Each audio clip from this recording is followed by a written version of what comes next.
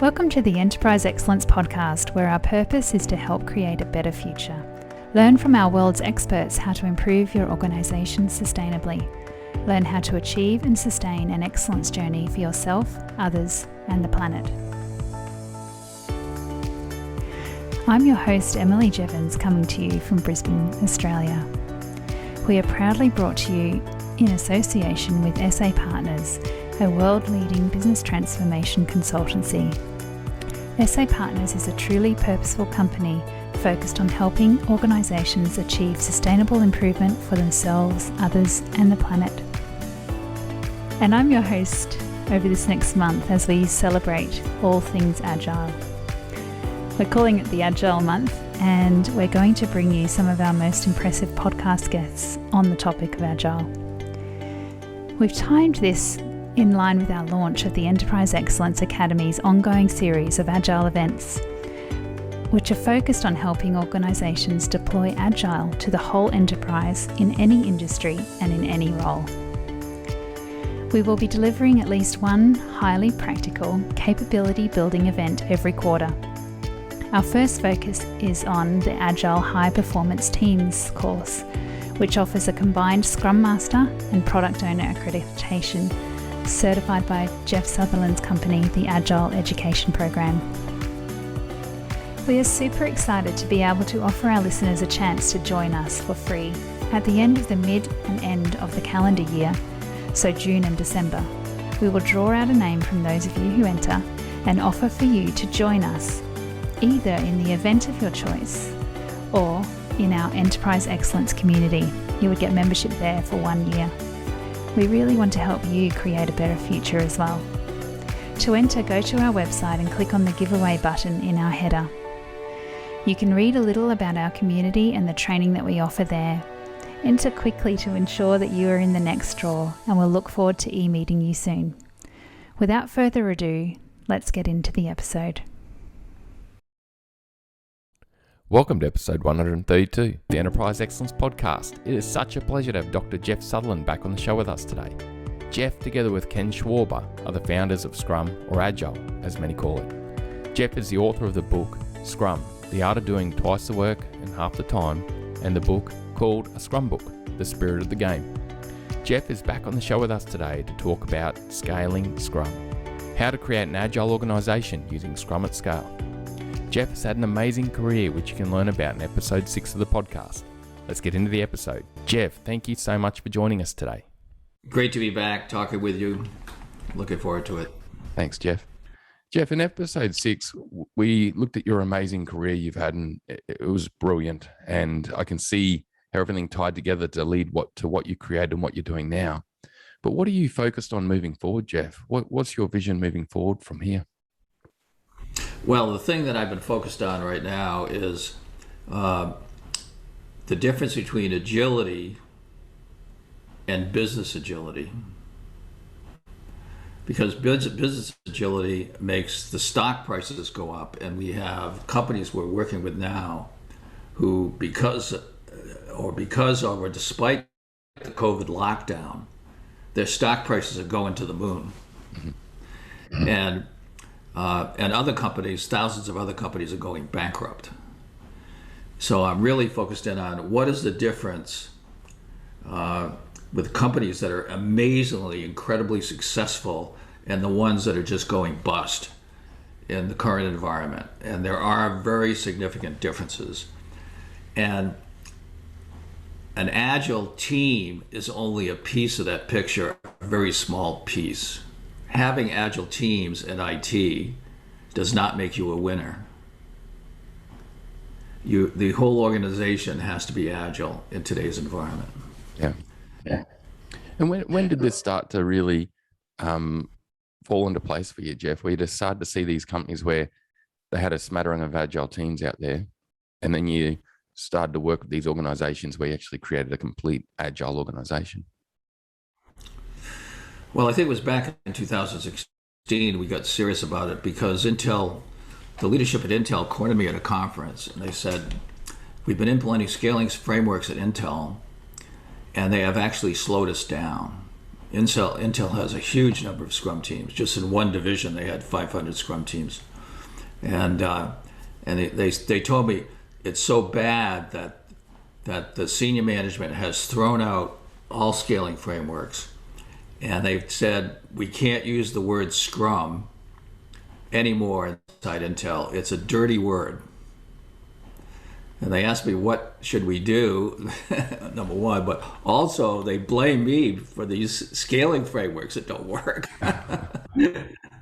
So that was the motivation to start to write down Scrum at Scale, which is designed to create an organization that can be extremely successful. And at the same time, we had the situation in Japan where the senior management of one of the biggest companies in Japan came to us and said, the training in Japan today is not sufficient to lead the industry forward in Japan. They said, we are, Toyota has a major ownership stake in our company.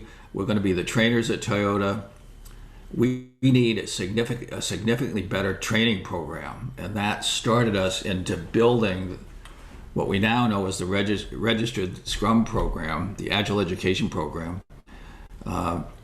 We built it initially for the Japanese so that they could actually go into Toyota and make Toyota significantly better. And it's a big challenge because right now, another company who we've done some work with, Tesla, is crushing all automobile vendors, including Toyota.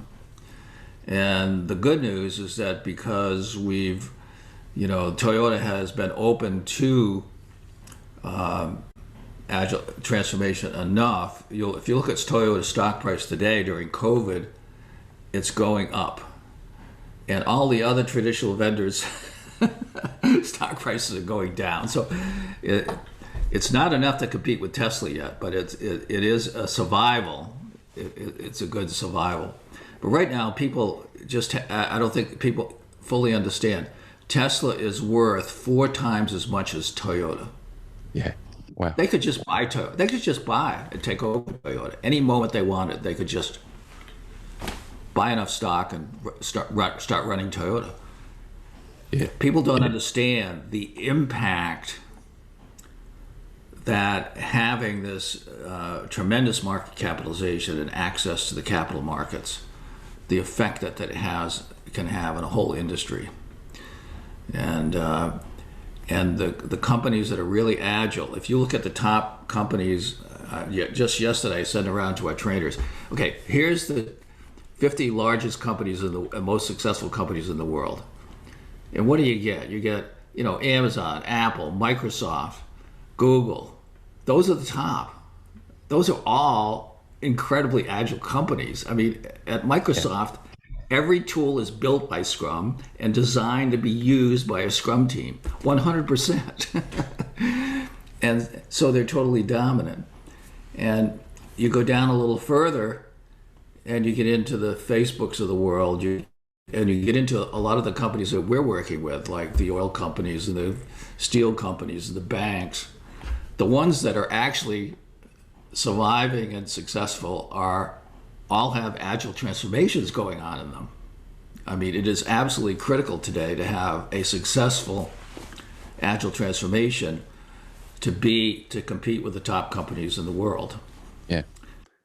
Jeff, that must just be such a proud point for you too. But you've been working on Scrum and Agile for a long time. Your whole career virtually has been evolving to create Scrum, and then you can sit here now and look back at that top list, and it's like, wow, that's a pretty good outcome.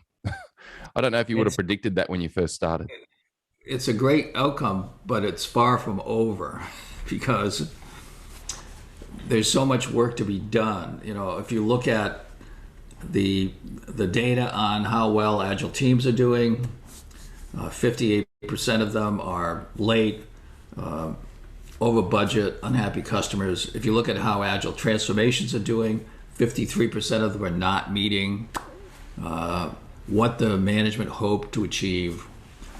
And there are definite reasons for that. And so in our registered Scrum program, we actually are going through, here's the reasons that will cause you to fail, and here's specifically what you need to do to be successful. And we know exactly how to do it.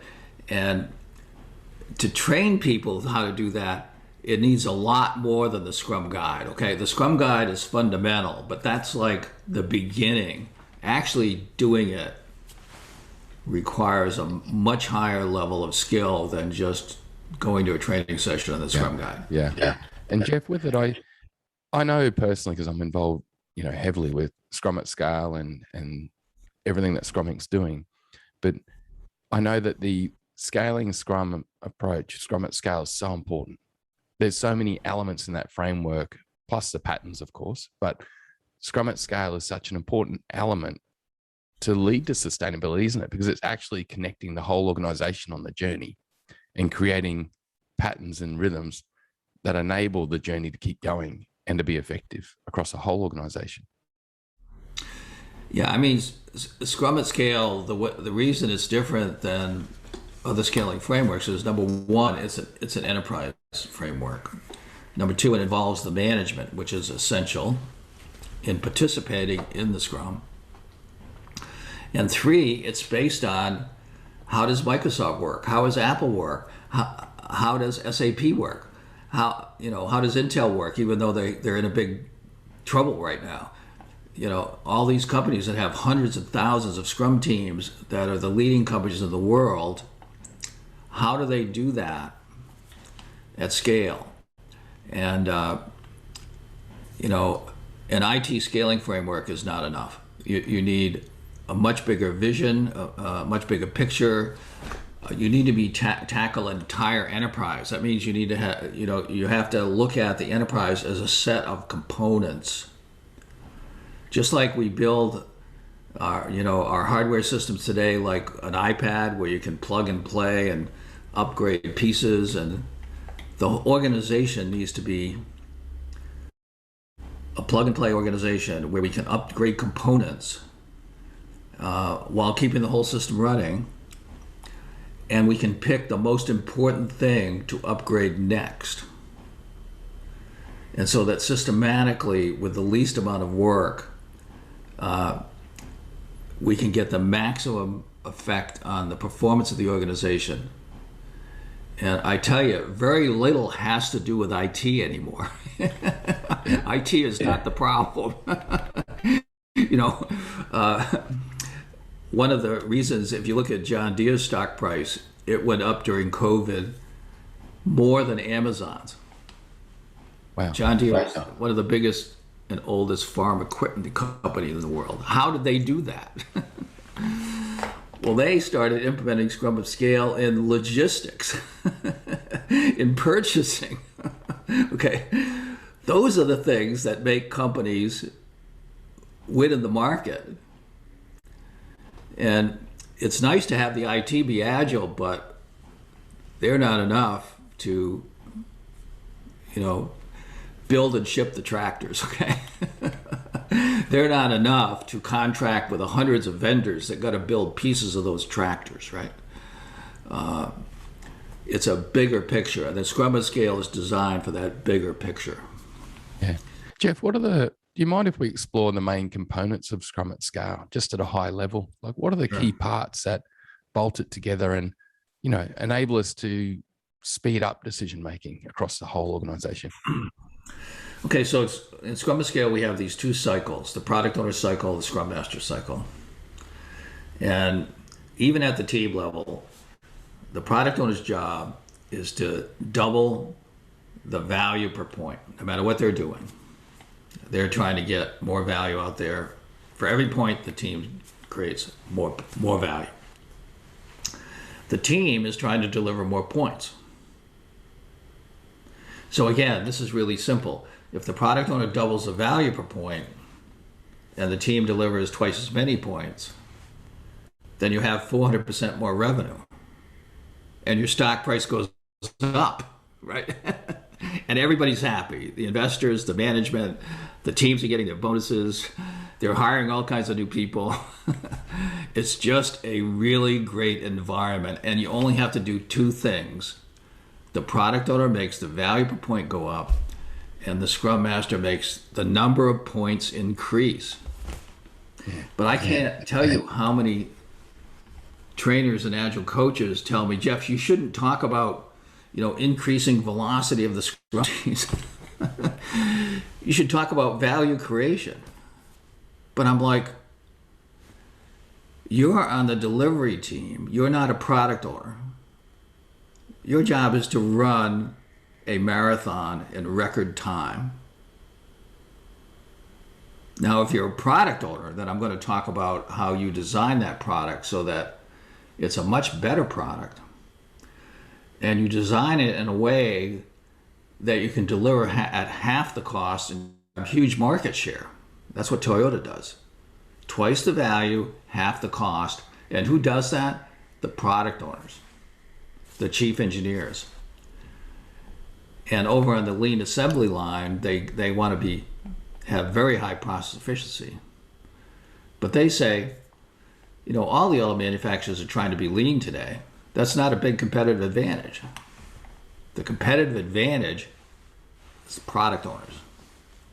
So people need to really get that straight. The Scrum Master cycle is the teams delivering more stuff faster. And the product owner cycle is the product owners delivering the right thing, innovating faster. So you can't do that by just having one team do a little better.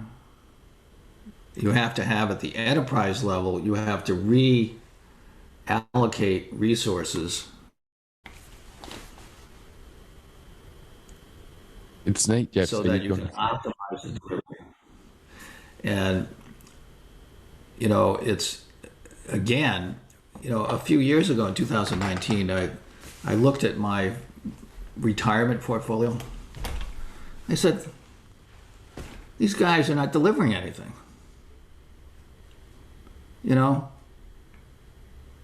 Maybe in a good year they deliver 5%, 8%. A normal year, maybe they deliver 2 or 3%. They're wasting my money. With what I know about agile companies, if I reposition those assets into areas where there are global transformations going on,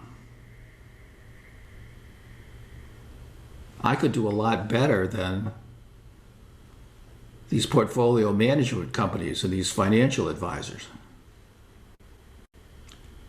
And I just created a chart of what happened to show in the last product owner class. I took $1 or $2 million in 2019. Today, that's worth $70 million. Wow. Because I put the resources in the right place. And so at the enterprise level, the chief product owner team has got to repurpose those resources into the right places, has to shut down non-performing assets, and needs to be really aggressive. And the management team needs to be, joined at the hip with that chief product owner team and helping to drive that backlog. And that restructuring of the company, that's what you really need. When we talk about agile transformation, we need to restructure the company to put all the most important assets targeted at the right thing and shutting down stuff that is no longer necessary. And that requires, first of all, to understand that if you don't do that, your competition is going to come in and disrupt you. You need a real sense of urgency, because if you don't, you will never make a decision to take this thing and put it somewhere else and shut down that thing. If you don't feel an urgent demand to do that, you will never do it. Second, you got to stop listening to the financial analysts. The financial analysts are all paid to promote the stuff that's already there, right? If you look at the financial analysts reporting on coal companies, what are they saying? We're going to need more coal companies. If you listen to the media, what are they saying? Oh, we need more energies. We're probably going to need more coal companies. And if you listen to politicians, they say, even Trump said, we got to save the coal miners. Yeah. Okay, so if you look at the coal curve, it's going to zero. The real data in real time is going to zero. And yet you hear all this nonsense. So if you believe the analysts, if you believe the media, and if you believe the politician, your company is going to self-destruct. You got to look at real data. You got to be a really critical thinker. And you got to go against the convention. That's one of the things I've learned as an investor. As I run an investment company, you got to be really clear about that. There is so much nonsense out there that can cost you money, steal your assets. You have to be a ninja on understanding what really is going on, okay? And only then can you then take action to prioritize the things that you're going to build and deprioritize the things that you're going to shut down. And do that in the right way that tries to generate value. And that's the whole purpose of the product owner cycle. And so it can't just be a product owner at a team. It needs to be a chief product owner for the organization as a whole. So for example, I had, in Silicon Valley, I had the chief product owner of Hewlett-Packard. He said, I have a $200 billion portfolio. How should I manage that? We've got thousands of projects. We came on one slide, which is in the product owner class. I think it's also in the Scrum Scale class, that shows different strategies of prioritization. And he said, I'm not doing it the best way. If I do it in the way that's in that slide, we figured out, we did a calculation. He says, my revenue could be 220 billion instead of 200 billion if I did it the way that slide recommended. And I wouldn't need any more people. I wouldn't need any more money. I would just get $20 billion more to the bottom line. He said, that one slide is worth the price of the entire course, okay? So this is where it needs to start, right at the top. And the senior management needs to be supporting him in driving that prioritization, because if they don't, they will continue to waste that $20 billion that's just sitting on the table. So the product owner cycle in Scrum at Scale is designed to take that and drive it down through the whole organization. Similarly, on the Scrum Master cycle, it's really what you brought up before. A team has a problem. Okay, they can't fix it. Where does it go? Goes to the Scrum of Scrums. What if they can't fix it? Where does it go?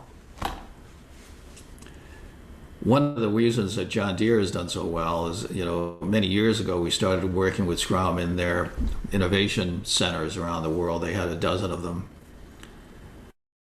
And we said you need to have an executive action team, a leadership team that's doing Scrum. They're meeting every day for 15 minutes trying to figure out what do the teams at the bottom of the hierarchy need, right? And they found that they were having trouble getting the impediments floating up. So they made a policy, and the policy was every 3 sprints, every Scrum Master needs to get one impediment to the top management, or the Scrum Master will be replaced. That's good. All their teams went 2-4 times fast. Some teams were 8 times faster, because the senior management was getting the impediments the same day and removing them the next day. So that is what Scrum at Scale is all about. It's not just having more teams, it's actually optimizing the whole enterprise. Yeah. And Jeff, I love this conversation too, because, you know, a lot of people know I've got a big background in manufacturing and supply chain. And one of the biggest challenges or the biggest constraints, let's talk theory of constraints. So if you talk, one of the biggest theory of constraint points on a lot of factories is the connection from planning to scheduling to the factory. It's more often than not broken. You know, planning and scheduling is just pushing down work down to the factory. The factory is just out of control trying to keep up with it. There's no logic to it.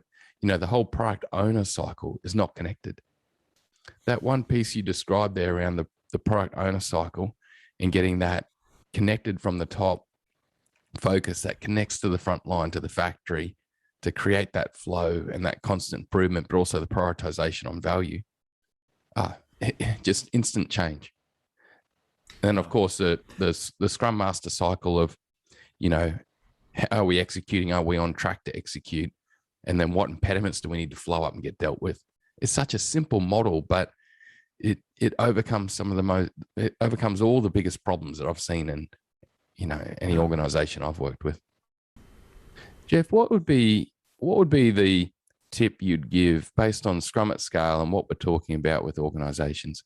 You know, is there a 2-minute tip that you'd give to listeners to say, look, this is a place to start and start moving down this path? Yeah. Well, you know, the big things in Scrum at Scale that make all the difference is we have an enterprise action team, which is the management that is running a Scrum team. It's meeting every 15 minutes every day.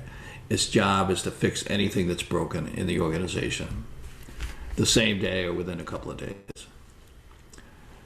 That makes all the difference. We started the discussion around that. That's where you see things breaking down. And then on the prioritization side, we have this meta Scrum. You say people are worrying, well, what is this meta Scrum? Well, the meta Scrum is just the management and the product owners getting together and agreeing on implementing the product backlog that they can jointly agree on,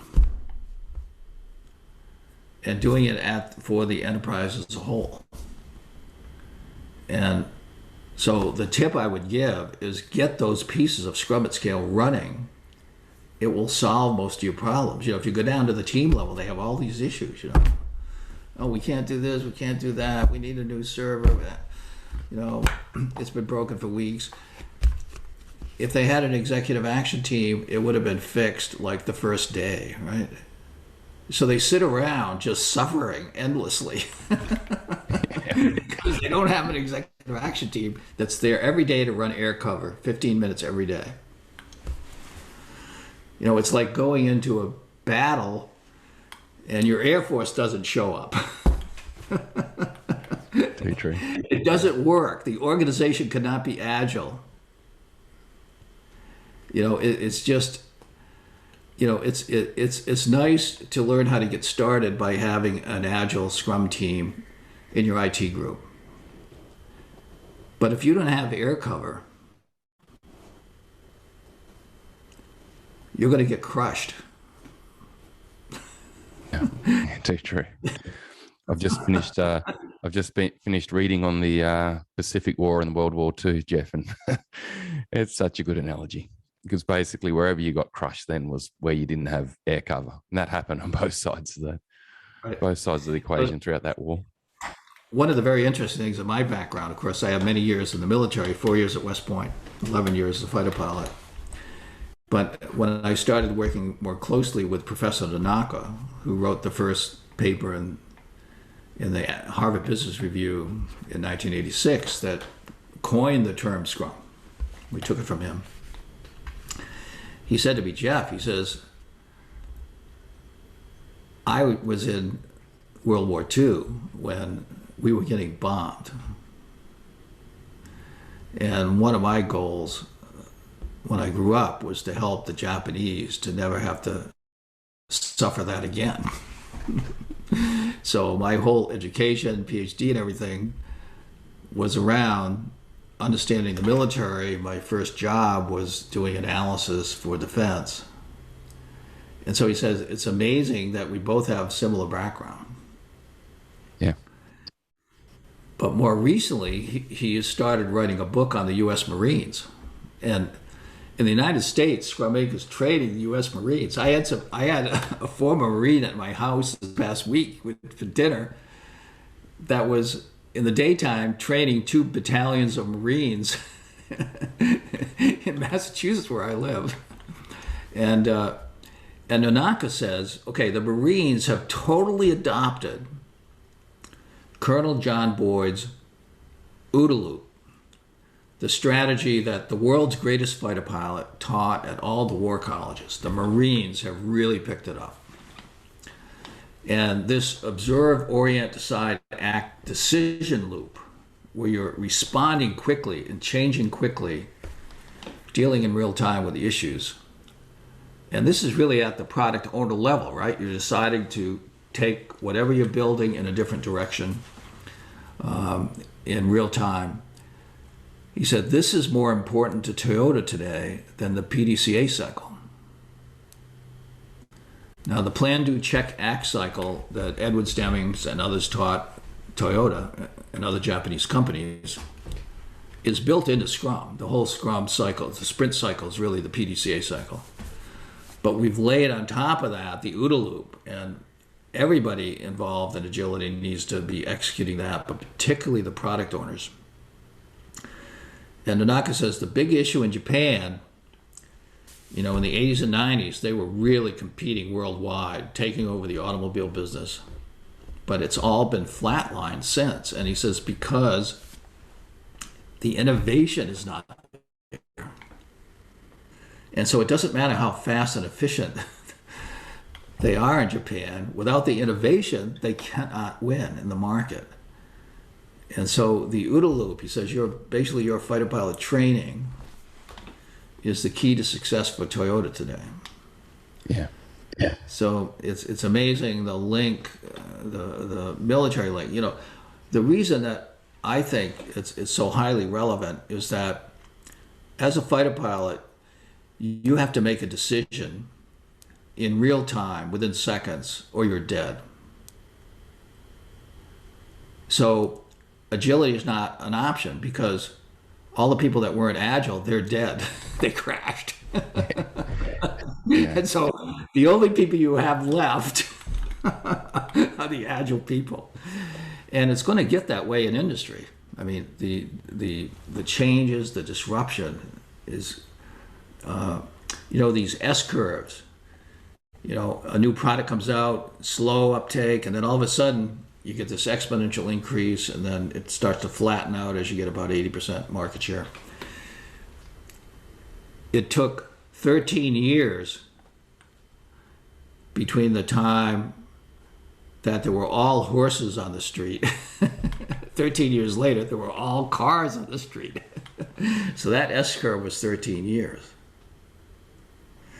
But if you look at the S curve today, how long did it take a smartphone to get 80% of the planet? We're talking 2 or 3 years, right? Yeah, it was fast. Nokia went bankrupt in 4 years. I know that. That's a data point. So in 4 years, it was game over. But then you look at the more recent S curves that are available. Okay, the tablet market, 1 year.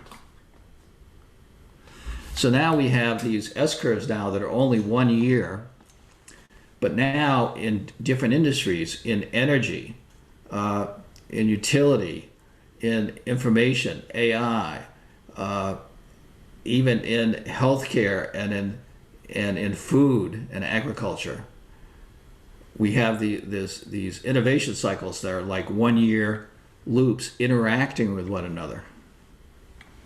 Like, why is Tesla going to take over the world of utilities and electricity? Okay, it's not the solar, it's not the battery, it's the software they call auto bidder, gets on the internet and it buys and sells electricity faster than anybody else on the planet. Yeah. So you have this intersection of the solar S curve and then the battery S curve and then the AI S curve. Whoa. And that is what is causing the game over events, you know. So like you say, Jeff, in the simplistic way of it, we've got to create organizations that can make decisions fast. And Absolutely. we've got to have organizations that can amplify the value they're creating for customers rapidly and the speed at which they execute on it and overcome impediments. Make the right decisions fast. And a lot of that is repurposing resources, shutting down stranded assets. I mean, I used to have this old VW car, and it kept on breaking down. I had to bring it to the shop, and then after a while, I was paying $300 or $400 a month just to kind of keep this thing running so I could drive to work. And then I looked up, okay, what's the cost of a brand new car? It was like for $400 a month, I could lease a BMW and have no maintenance for 3 years. You know, why am I driving around in this piece of junk when my life would be totally different in a brand new BMW for the same amount of money? Yeah. And this is the problem you have. This is called what we call a stranded asset. You have an asset that used to be worth something, but now is actually not only worthless, it's dragging you down. And that's what we have with the coal plants in Australia, and the nuclear plants, and the gasoline plants. They'll need a few of them for backup, but so the decisions need to be made to dump the stranded assets. Those are all those pet projects that don't bring you any real value. It costs you a lot of time. Yeah. Most companies have about 30% of their investment. If you look at their backlog, about 30% of their backlog is in projects that are not going to bring any significant value and should be terminated. But we have the management asleep at the switch, just wasting 30% of their people, 30% of their money. And they're just going to get taken out unless they wake up. That's the hard reality of today's world, right? And especially when you say that, Jeff, when you think about how busy and hectic most people are in organizations at the moment. I don't know if it's just an Australian thing, but Australian companies just seem to be overcooking at the minute. Like everyone's just flat out. But when you think about what you just said, where typically if you stood back and looked at it, 30% of what you're doing is just pointless and no value. Well, there's instantly 30% of your time back. Look at what Steve Jobs did when he came back into, Apple was failing. They said, let's bring Steve Jobs back into CEO. They had dozens of products. He looked at them and he said, I'm going to cancel all of them. We're only going to have 4 products. Then all that busyness went away. And they focused on the iMac, the Mac Pro, the iPod, then the iPhone. Total focus on stuff that has made them the most valuable company in the world. So that's what all these busy managers need to start thinking like Steve Jobs, to stop running around wasting their time and wasting money and wasting value. Yeah, because each asset or each product that you have in your portfolio that you're trying to manage and process and even do R&D on, because a lot of these old assets people are still trying to do improvement on, it's just an absolute waste of time. Has there been anything else come up recently, Jeff, that's been a real insight for you? Well, the thing that I'm in every one of our classes, I'm talking to product owners and scrum masters, and then the conversation is getting more and more now to, number one, do you understand disruption? Do you understand S-curves? Do you understand you're paying 10 times as much for electricity as you should be paying? That means somebody's lining their pockets at your expense. Do you understand that? If you don't understand that, you're not going to do anything. Now, once you understand that, then you need to look at why that's happening. And when you talk to people about why it's happening, you're going to hear a lot of nonsense. You're going to have to cut through the BS and get some real data. And then based on that real data, you're going to have to act.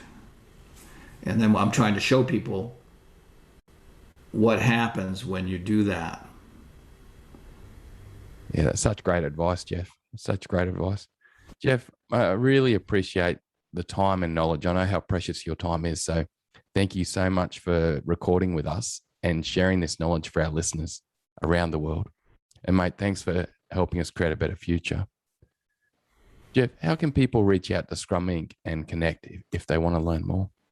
Well, you can go to scruminc.com. And we have all our courseware. We have lots of free content, lots of info, webinars, all kinds of stuff. We also have our agile education program. Maybe I could give you the URL for that, and that will tap you into all the trainers worldwide, including you, of course. Yes. on that site. And that'll be a good place for Australians to actually look for training and coaching and consulting. Yeah, we've got Jason Cameron and myself now in Australia, which is great. So it's an amazing program. Yeah. Thanks, Jeff. And, I feel really blessed to be part of it and get involved in something that's helping so many organizations, so many people, and also society and the planet on the flip side at the same time, like we've spoken about. Jeff, thank you again, mate. Thanks for the knowledge and time and helping us create a better future, mate. Really appreciate it. Right. Catch you, mate. See you later. So that's it for today. Don't forget to enter the draw to win a place to join us in either the community or in a training event that's happening across the country.